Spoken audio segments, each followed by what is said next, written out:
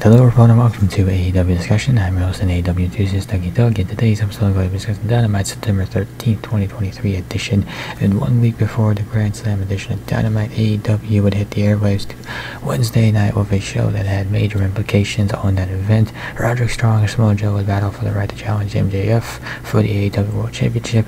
John Moxley would defend the International Championship against he would defend the International title against Big Bill, and Chris Jericho and Sammy Guevara would speak ahead of their clash. So what went down, who won the night's most significant matches, and what did it mean for the company ahead of one of its signature events? Well, we'll go ahead and get right into the action and answer those questions, starting with Don Callis' latest masterpiece. So Callis and Takashna would join Shivani in the ring for a promo in which Callis revealed that the next target for the Don Callis family will be, quote, the heart of Kenny Omega, Kota Ibushi.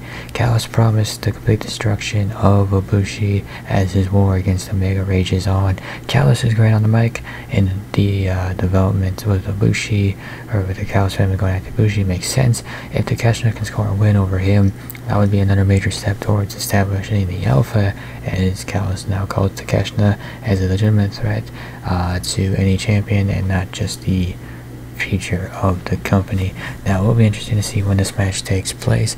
My guess is Wrestle Dream. It wasn't announced for Grand Slams, so my guess would be Wrestle Dream when this one takes place, which would be a great addition to the Wrestle Dream card. Then you have a promo from Les Sex Gods, and Chris Jericho and Sammy Guevara will clash next week at Grand Slam, the culmination of a warrior friendship that began on the debut episode of AEW's flagship show. And Wednesday night, they would deliver a promo that brought over the significance of the match to both men, with Guevara looking at it as an opportunity to achieve his own goals, while Jericho seeks to retain his spot at the top as a top star in AEW. The conviction was there, the tone was just right, and all of what they said was believable. This, coupled with what Jericho has accomplished with Ospreay leading up to All In, ranks as some of his best work in AEW promo-wise, and he has been motivated. It's clear that Jericho is motivated, focused, and appears to be a guy with plenty to prove to himself and his doubters. As for Guevara, this is a big test for him to hang with one of the greats on a stage as grand as Arthur Ashe, and if he does so, he will back up everything Jericho thought he was capable of when he encouraged Tony Khan to bring him into AEW. Hangman Adam Page versus Machine Brian Cage, round 3, and by way of his insult-heavy promo a week ago, Swerve Strickland has apparently reignited the fire in Hangman Page, who would defeat the Brian Cage in another great matchup between them. High-impact action with some incredible feats of strength and athleticism from Cage made up a match that was every bit as good as their previous encounters. Page won, and the post-match promo between him and Strickland resulted in a challenge by Page for a match in which Strickland would respond and state that the match would happen at Wrestle Dream, and that has been made official. So the second match added to the Wrestle Dream card, and the storyline involving Hangman and Swerve, it's a fresh storyline, it's an intriguing one, and might just be one of the best things AEW has going on TV right now. It's early, and it remains to be seen where things go, but this feels like a great direction for both stars to go in, and I'm also curious to see how the Young Bucks how much they factor into this feud, as well as they came to Hangman's aid after he got attacked after the match by Cage. Grand Slam World Title Tournament Final, Samoa Joe versus Roderick Strong, and Joe would win this match, and it will be Joe versus MJF, Grand Slam for the AEW World Heavyweight Championship, the Triple B.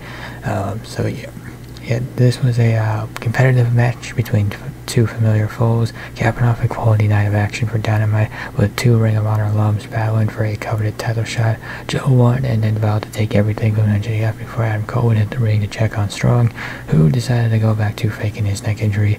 As the Docs carted Strong out of the arena, Joe would reappear and choke out Cole on the stage and reiterate his promise that he would take everything from MJF.